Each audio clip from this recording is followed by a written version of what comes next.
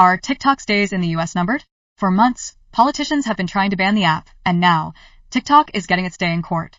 The stakes are high, with a hearing that could ultimately decide the platform's future in the country. TikTok has until January to separate itself from its parent company, ByteDance. Today, the company will try to convince a 3-judge panel in a U.S. appeals court that the law requiring them to divest is unconstitutional.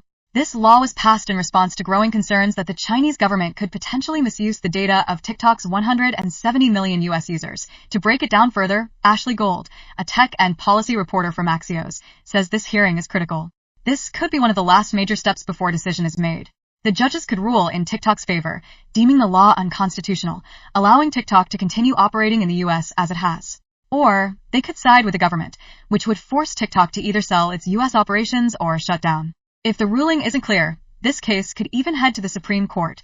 When it comes to arguments, the Justice Department's position is that banning TikTok doesn't violate the First Amendment because it involves national security. They argue that TikTok's parent company, ByteDance, is based in China, a country the U.S. sees as a potential adversary. The DOJ contends that if the Chinese government exerted influence on TikTok, it could pose a significant threat to U.S. interests. On the other hand, TikTok's legal team argues that ByteDance operates independently and isn't controlled by the Chinese government.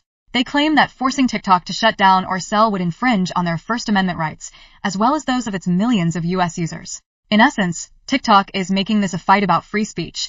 Ashley Gold explains that because this case involves the First Amendment, there are strict standards in place. Free speech is a fundamental right in the U.S., so the government has to meet a high bar to justify banning an app like TikTok. While the Justice Department argues that national security concerns override free speech, TikTok disagrees.